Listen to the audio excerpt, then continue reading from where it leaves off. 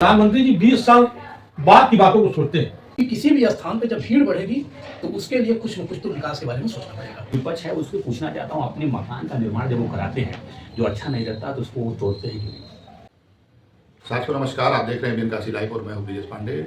आज हमारे साथ मौजूद हैं वाराणसी के भाजपा के महानगर महामंत्री जगदीश त्रिपाठी जी। आज आइए इनसे कुछ बातचीत करते हैं और बातचीत का जो सिलसिला है मणिकर्णिका को लेकर के जो विवाद इस समय फैला हुआ है उस पर, तो हमारे साथ मौजूद हैं जगदीश त्रिपाठी जी। अच्छा सर, ये अभी जो है मणिकर्णिका जो सुंदरीकरण चल रही है इसको लेकर के तमाम प्रकार के सोशल मीडिया पे, न्यूज़ चैनलों पे और विपक्ष के द्वारा भी ज्ञापन दिया गया कि सुंदरीकरण नहीं जो है कि यह जो है कि तोड़ फोड़ किया जा रहा है, विनाश हो रहा है। तो इस पे आप क्या कहना चाहेंगे? मणिकर्णिका जो सुंदरीकरण जो कॉरिडोर की जो प्रोजेक्ट है इस पे आप क्या कहना चाहेंगे? जैसा हम सब जानते हैं, मणिकर्णिका में वर्तमान समय में दाह संस्कार में लोगों का बड़ा विश्वास है। प्रदेश के कोने कोने, मुझे लगता है कि देश के कोने कोने से बहुत लोग जिनकी मान्यता है, जिनकी आस्था काशी से जुड़ी है या जो काशी से कभी जुड़े नहीं, वो अपने दाह संस्कार के लिए मणिकर्णिका घाट पे ही जाते हैं। सनातनी परंपरा में दाह संस्कार का बड़ा महत्व है। जब से मोदी जी प्रधानमंत्री काशी के हुए, आपने देखा कि अनेक विकास योजनाएं जब काशी में अपने मूर्त रूप में होती हैं, पूर्ण होने की स्थिति में होती हैं, तो यहाँ कुछ अवांछनिक तत्व जो सनातन विरोधी हैं, जो सस्ती लोकप्रियता के नाते कि उनको सस्ती लोकप्रियता मिले और उनको न्यूज चैनलों पर विभिन्न जगह दिखाया जा सके, इस नाते वो अच्छी चीजों का भी विरोध करते हैं। मणिकर्णिका घाट का विस्तार हो रहा है और ऐसा नहीं कि उसमें कोई छेड़छाड़ हो रहा है, उसको ठीक रूप से उसी स्वरूप में बनाया जा रहा है। जैसा कि आप लोग सोशल मीडिया में देखे होंगे कि उसको व्यवस्थित, सुनियोजित और सबके लिए, जो वहाँ के स्थानीय लोग हैं उनको भी प्रदूषण से मुक्त स्थान मिल पाए, प्रदूषण से मुक्त हवा मिल पाए, इस नाते उसका इस तरह का निर्माण हो रहा है। अब वो अपने फाइनल स्टेज में चल रहा है, उसका स्वरूप बदलेगा, उसको लोग देखने के लिए आएंगे। जैसा पहले लोग काशी में जब आते थे तो बाबा विश्वनाथ का दर्शन करने के बाद लोग चले जाते थे। अब मणिकर्णिका में भी आम आदमी या पर्यटक मणिकर्णिका को भी देखने के लिए आ रहे हैं, क्योंकि उसका उन्होंने सोशल मीडिया पर देखा है कि उसका निर्माण हो रहा है, तो देखना चाहते हैं। तो बहुत बड़ी संख्या में लोगों का आवागमन इस समय मणिकर्णिका घाट पर हो रहा है। जैसा आप जानते हैं, जब विकास की योजनाएं आती हैं तो जो लोग अतिक्रमण किए होते हैं, जो लोग अतिक्रमण किए होते हैं, उनको पुलिस प्रशासन या स्थानीय प्रशासन थोड़ी बहुत उनको हटाने बढ़ाने का काम करती है। तो वही लोग शामिल हैं जो कब्जा किए हुए हैं, जो अवैध हैं, वही लोग इसमें इस षड्यंत्र में शामिल हैं, वही इसका दुष्प्रचार कर रहे हैं। और वो नहीं चाहते कि मणिकर्णिका घाट का सुंदरीकरण हो, विस्तार हो।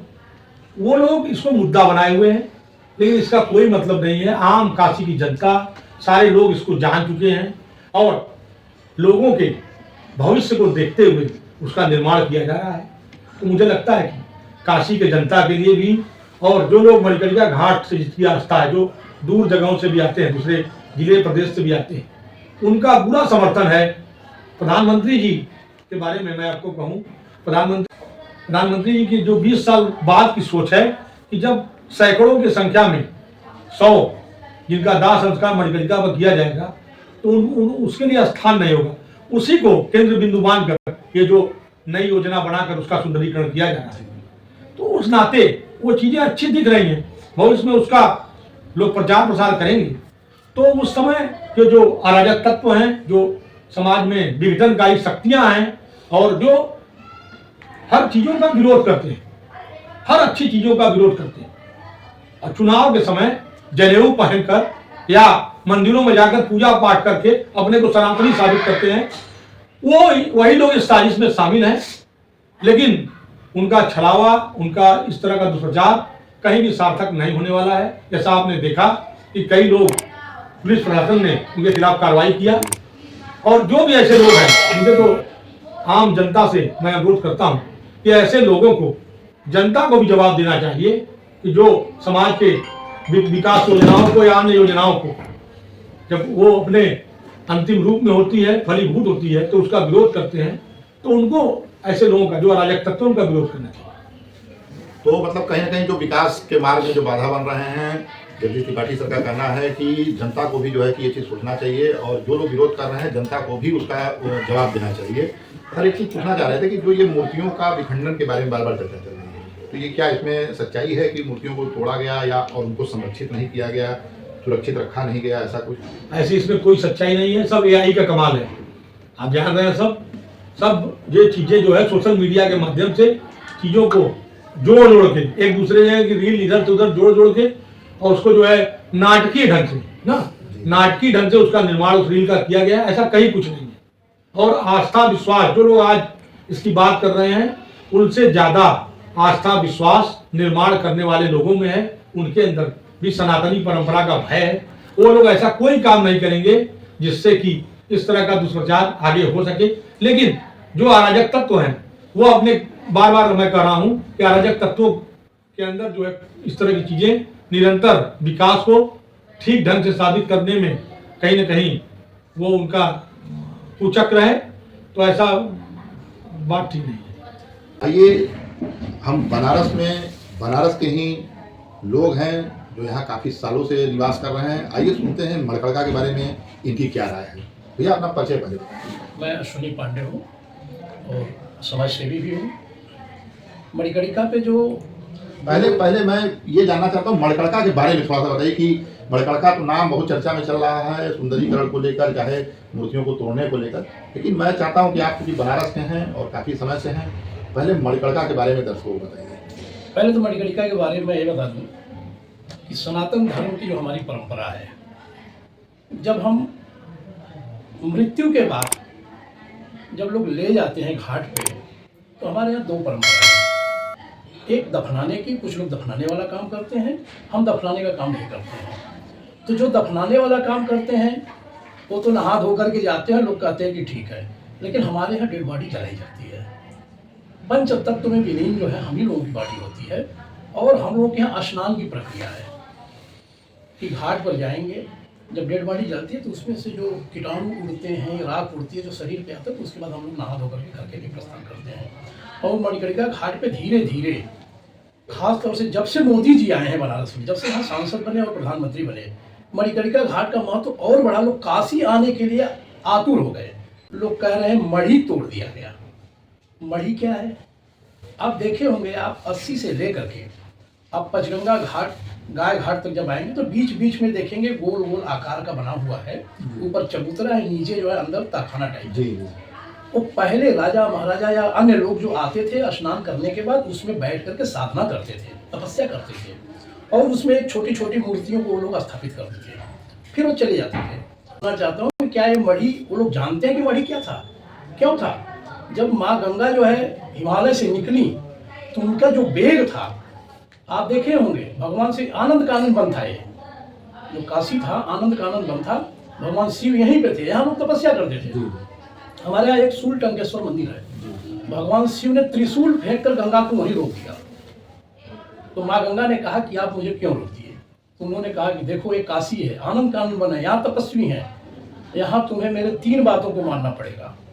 पहली बात कि जब तुम यहाँ से निकलोगी तो 80 से लेकर के राजघाट की आप का वेग कम रहना चाहिए और कोलाहल नहीं होना चाहिए, क्योंकि यहाँ तपस्वी लोग उनकी तपस्या करना हो। दूसरा चीज, इसके बीच में कोई विषैले जानवर जो है हमारे किसी भी व्यक्ति को नुकसान। एक भगवान शिव ने उनको जब रोका और उन्होंने कहा, आप देखते होंगे गंगा तमाम जगह जो है, तमाम नदियां जो है कोलाहल करती है, लेकिन यहाँ एकदम शांत हो जाती है और यहाँ धारा विपरीत हो जाती है। यहाँ का एक ये भी है कि धारा यहाँ विपरीत, जब धारा विपरीत होती है तो वो कोलाहल उनका बंद हो जाता है। ऐसा कहा जाता है गंगा जो है कि काशी में उल्टे दिशा में जो है कि उल्टे दिशा में बहती है। तो ये भगवान शिव की तपस्या के स्थान है। और यहाँ जो सनातन का लोग कह रहे हैं कि ये हो रहा है, वो हो रहा है, अरे आप सनातन के बारे में क्या जानते हो? आप तो हमेशा जालीदार टोपी पहनकर घूमे हो और सनातन पे आज बात कर रहे हो, सनातन पे आप चर्चा कर रहे हो। अगर आप इसके पहले सत्ता में नहीं रहे होते तो हम मान लेते कि नहीं, ये भारतीय जनता पार्टी के लोग या प्रधानमंत्री जी या मुख्यमंत्री जी गड़बड़ कर रहे हैं। अरे आप ही पहले कर दिए होते, इन लोगों को मौका मत दिए होते आप। लेकिन जब कोई व्यक्ति काम करने के लिए निकला तो विरोध दो तरीके से होता है। देखिए, छपने के लिए, चैनल पे आने के लिए दो लोग तत्परता दिखाते हैं।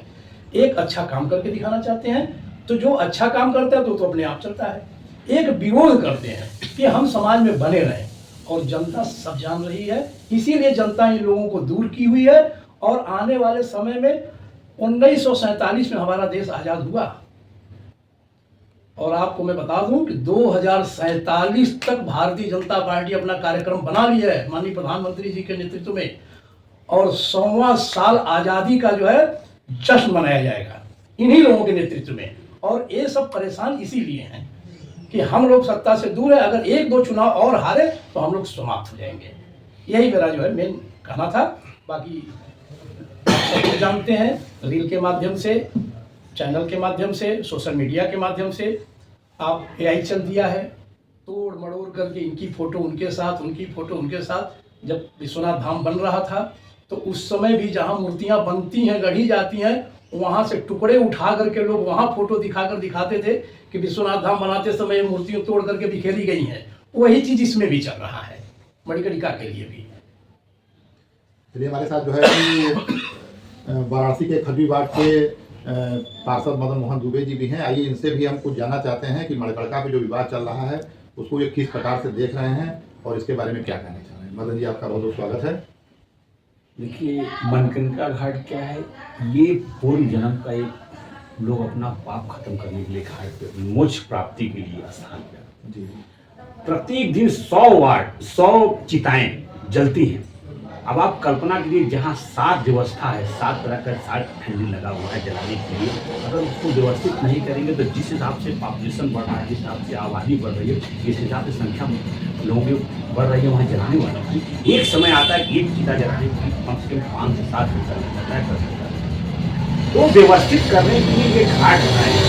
अब क्या है, विपक्ष के आँख में जो चश्मा जो लगा है विनाश का, वो तो दिखाई नहीं, विकास तो दिखाई नहीं दे रहा, उसको विनाश दिखाई दे रहा है। विनाश क्या दिखाई दे रहा है? अच्छा चीज किसी को अच्छा नहीं लगता है, वो अच्छाई नहीं देखना चाहते हैं कि अगर वो व्यवस्थित हो जाएगा, अगर जिस हिसाब से कहा जा रहा है, जिस हिसाब से नक्शा बनाया कि 70 चिताओं को एक फर्स्ट सेकंड थर्ड फ्लोर बनाएंगे, बैठने की व्यवस्था बनाएंगे, और उसके बाद चेंजिंग रूम बनाएंगे, ये व्यवस्थित हो जाएगा तो कम से कम जब बाढ़ का पानी आएगा तो वहाँ पे लोग इधर उधर भटकने की आवश्यकता नहीं।